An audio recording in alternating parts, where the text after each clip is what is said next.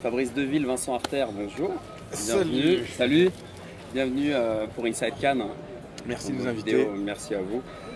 Du coup, est-ce que tu peux me parler un peu de ta venue à Cannes? Qu'est-ce que tu es venu faire ici? Alors nous, on est venu avec Vincent Artère, réalisateur et le producteur, entre autres, et les producteurs canadiens pour présenter, je dirais, un film mais qui n'est pas en compétition, qui s'appelle Secret d'hiver.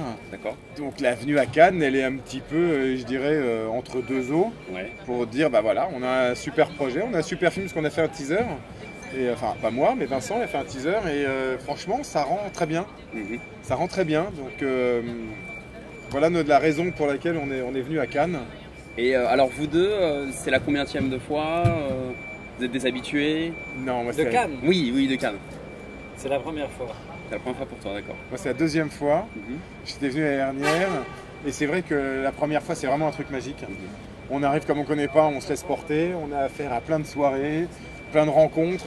Et puis quand on arrive là la deuxième fois, on est un petit peu plus perturbé parce qu'on se dit, bah, j'aimerais bien avoir ce que j'ai eu l'année dernière, mais ça va être différent. Une année ne ressemble pas à l'autre. Et puis quand on arrive, on n'a plus envie finalement, c'est de se dire, mais qu'est-ce que j'ai à faire ici? Ok, il y a le film. Mais entre le film, on ne peut pas occuper non plus toutes ces journées. Et puis très vite, on croise les copains, on appelle certains copains de Paris. Ouais. On dit, bah venez, ça va être sympa. Donc c'est 4-5 jours au soleil mêlés. Maintenant, on a des rendez-vous tout le temps. On voit des producteurs.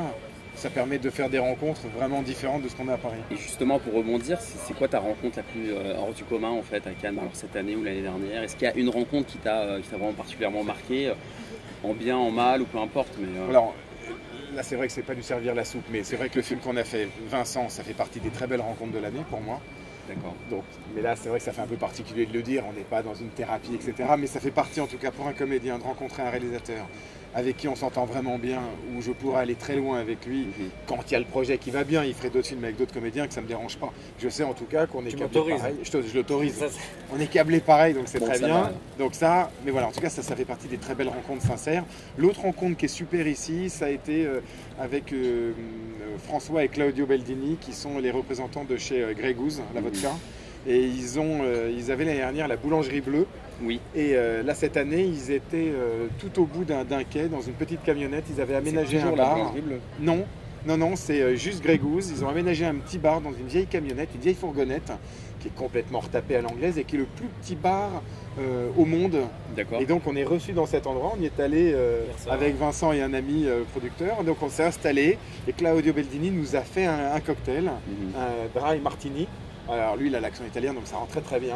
Un dry martini avec exactement ce qu'il faut comme zeste et des citrons. Et donc on a eu un moment, je dirais, de grâce. Il était 7h du soir, 6h30, 7h. On s'est pris de la vodka. On a été au bout sur le ponton. Et je dirais que ça fait partie des belles rencontres parce que ça fait 2 ans que je les connais maintenant.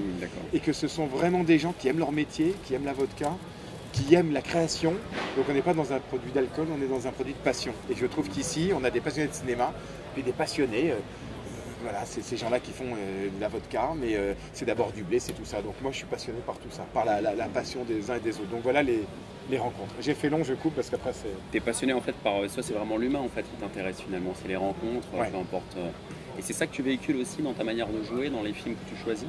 Moi, j'aime que les films soient porteurs de quelque chose. D'accord. Alors ça n'empêche pas de faire un film d'action, mais... Ça apporte quelque chose. Oui, ça apporte quelque chose. Mais j'aime bien quand quelqu'un va se dire, ah tiens, je vais essayer de m'améliorer. Tiens, je vais essayer de faire autrement pour avoir autre chose. Voilà.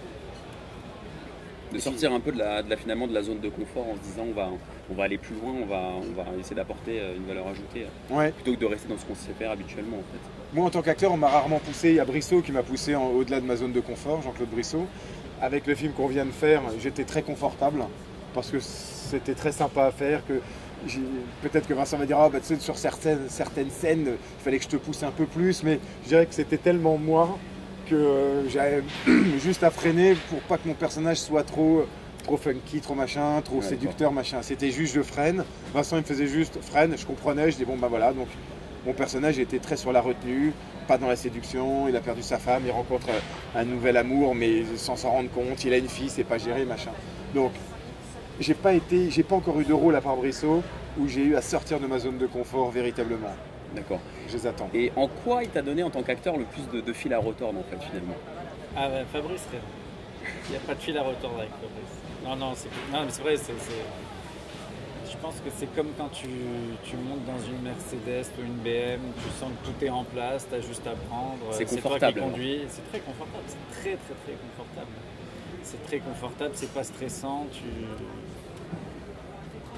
c'est une BM. Mais tu as essayé de le pousser un peu quand même dans Non, mais ces c'était pas recrutements? nécessaire. D'accord, Non, t'as pas eu le besoin. rôle n'appelait pas ça. Et D'accord. puis il faut pas chercher à faire plus qu'il faut rester juste en fait. Donc c'est pas la peine d'aller au-delà de ce qui est nécessaire. Et parce qu'on rentre dans des zones justement qu'on peut mal maîtriser. Non. Alors moi j'ai une question à vous poser donc individuellement. Quels sont vos objectifs en tant que réalisateur et acteur pour la suite de votre carrière? Vers quoi vous voulez aller? Je te laisse la parole. Mon objectif là en ce moment, c'est de réussir à être le plus sincère possible avec ce que je veux faire. C'est même pas aux yeux des autres, c'est aux yeux de moi-même. Parce que dans le cinéma, on a envie de plaire.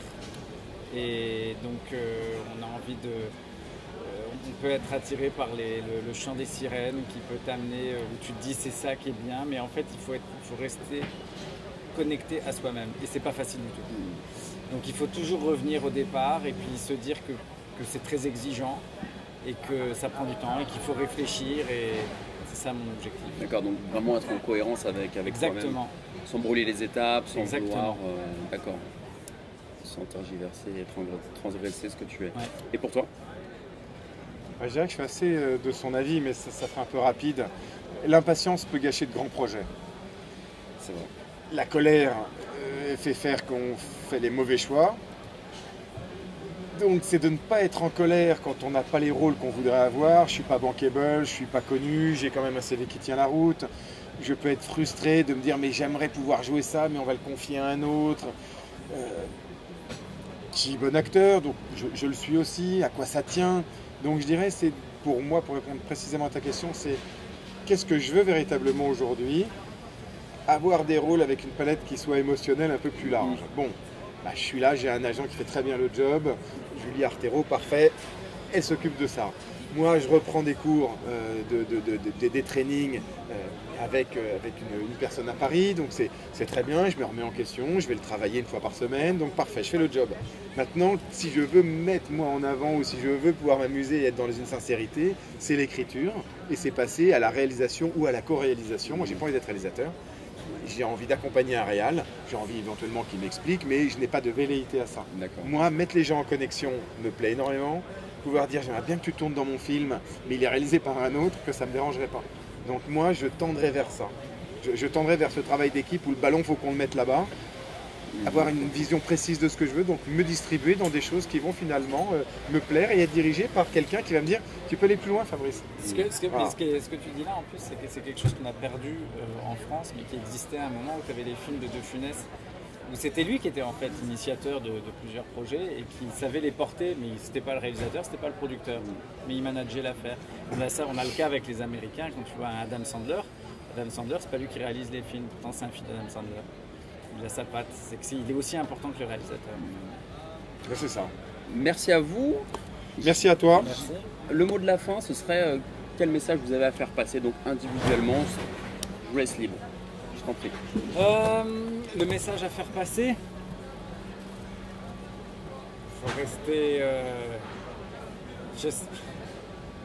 faut rester très vigilant sur ce qui se passe autour de soi et de se dire à quel moment on peut avoir où on a sa carte à jouer et si on la joue trop tôt c'est pas bon, si on la joue trop tard c'est pas bon. Donc il faut être très vigilant et savoir à quel moment il faut y aller. Moi je dirais que ce serait c'est pas un conseil, c'est plus un constat de visualiser ce que vous voulez obtenir. Visualisez bien là où vous voulez aller. Peu importe le temps que ça prendra, mais ayez une vision claire de ce que vous voulez. Et ça n'empêche pas de prendre des chemins de traverse, mais c'est de se dire c'est là que c'est le but que je veux atteindre. Voilà. Je ne dis pas aux autres, je suis pas en train de le dire à la caméra ou à toi, c'est vraiment à moi de me redire, ok, marque-le presque sur un papier, je vais atteindre ça. Quitte à être violent. Quitte à être violent. Bon, on va y aller mollo. Ok, merci à vous. Bah écoute, je t'en Merci à prie. toi.